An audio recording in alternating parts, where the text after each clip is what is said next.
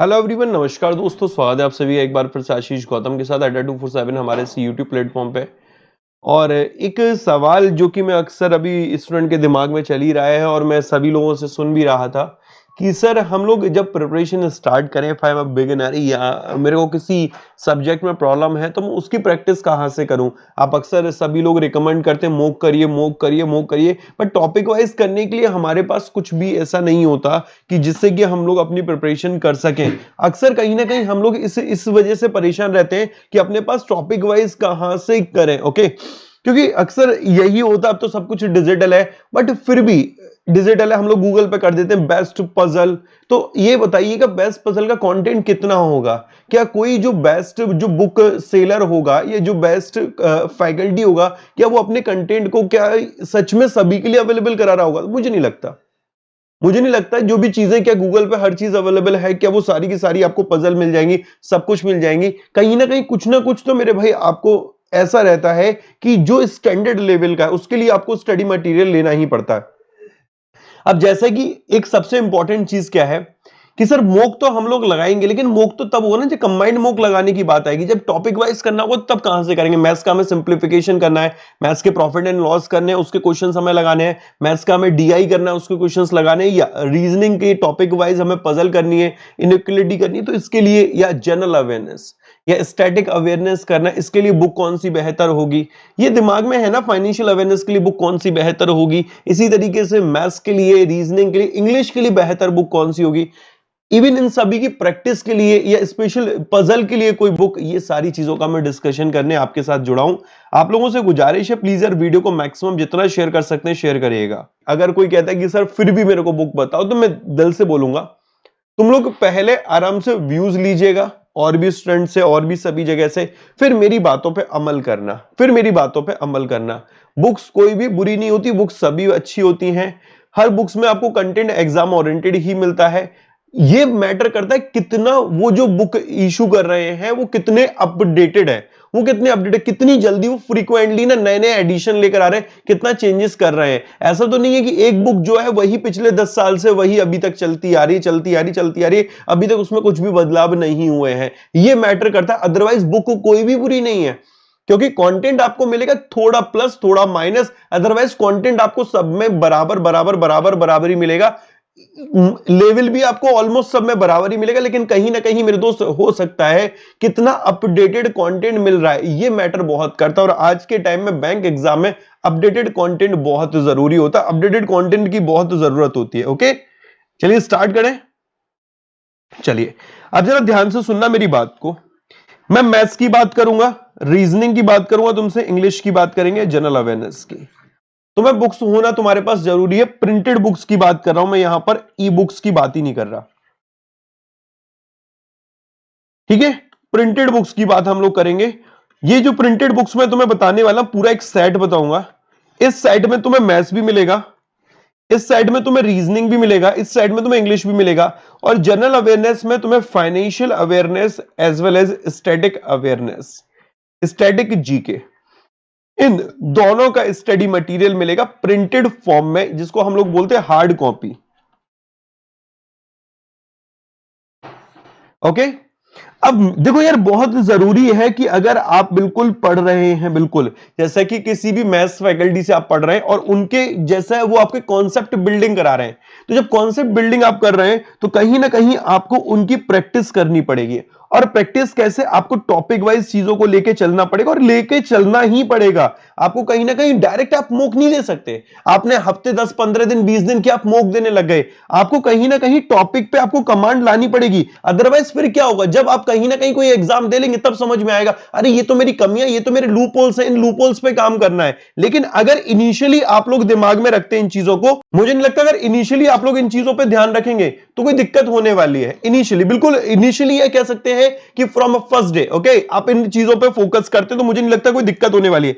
ऐसे ही आपको क्या करना है, मैथ्स के टॉपिक करने हैं। अगर मैं मैथ्स को बांटता हूं ना, तो देखो अर्थमेटिक हो गया आपका, एक स्पीड मैथ हो गया, स्पीड मैथ में आपका सिंप्लीफिकेशन आ गया, स्पीड मैथ में आपका नंबर सीरीज आ गया, इसी में आपका जो सबसे इंपॉर्टेंट बनता है डीआई वाला सेक्शन। अब जब कभी भी प्रीलिम्स की बात होती है तो प्रीलिम्स में आप सिंपलीफिकेशन अर्थमेटिक करके निकल सकते हैं, डीआई का लेवल भी सिंपल होता है। बट जब मेंस की बारी आती है, प्रीलिम्स और मेंस की, तो जरूरी होता है मेरे दोस्त, प्रीलिम्स तो इजीली क्लियर हो जाएगा आराम से प्रैक्टिस करते करते, बट मेंस के लिए इंपॉर्टेंट है कि डीआई पर आपकी प्रॉपर कमांड होना।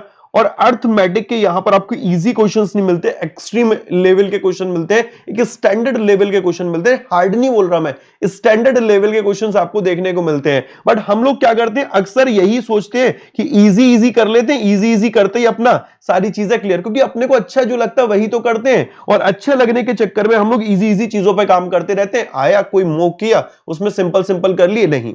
तुम्हें क्या करना है, सबसे पहले मैथ्स के लिए अपने टॉपिक वाइज चीजों पे काम करना है, फैकल्टीज के अंडर गाइडेंस काम करना है।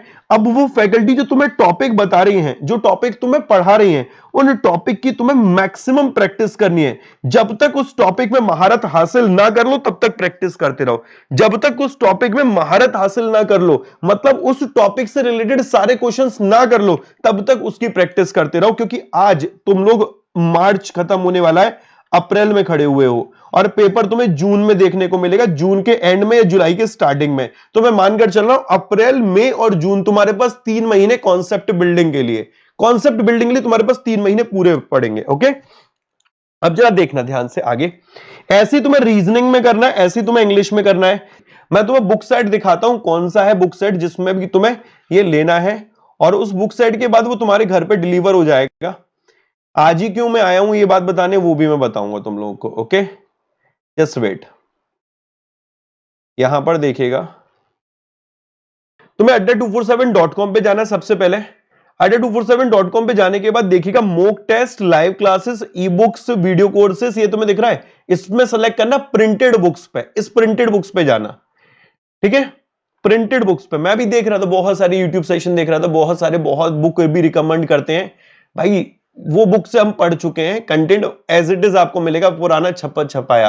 अपडेटेड बुक पे आइए, अपडेटेड बुक में आपको ये दिख रहा है बैंक सुप्रीम के नाम से, बैंक सुप्रीम के नाम से आप लोगों को दिख रहा होगा।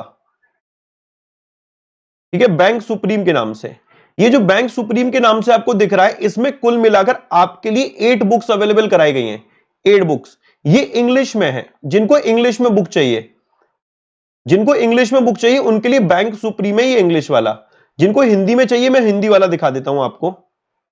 ये 8 बुक्स आपके घर पे आ जाएंगी आपके। 1 मिनट।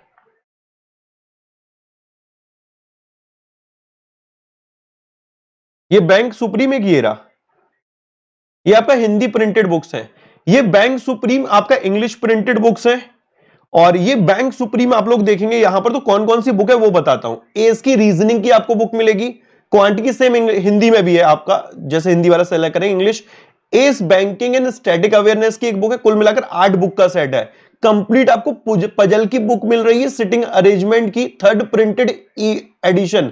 आप लोग समझे, थर्ड एडिशन मतलब इसमें एडिशन आपको देखने को मिलेंगे। बार बार कह रहा हूं, updated book, updated book, complete book on DI and data analysis, ये इंपॉर्टेंट है भाई।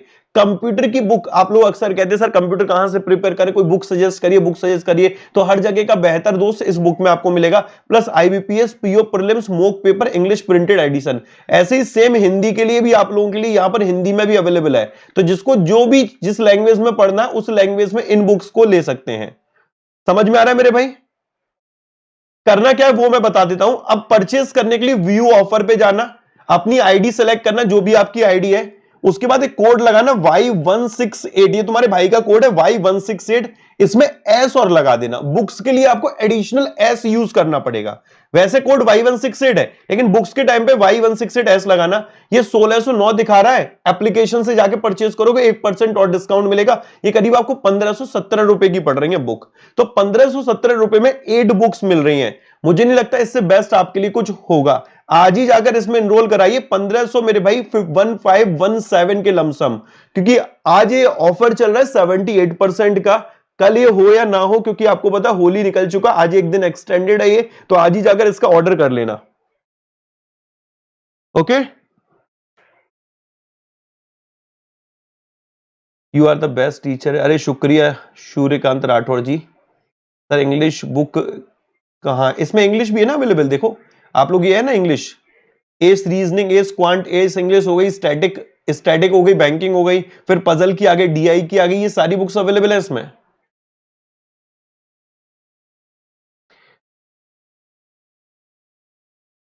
ओके, मैं कमेंट में लिख देता हूं कोड, यूज कोड Y168S, ये प्रिंटेड बुक है, ये आपके घर पे ऑर्डर हो जाएंगी, आज ही जाकर इसमें एनरोल करा लेना।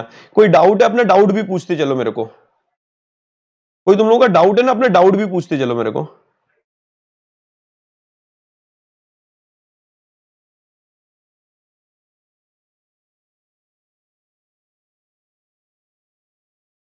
हर्षित मैं बताऊं, वैसे बुक सब बढ़िया है, बुक में कोई खराबी नहीं है।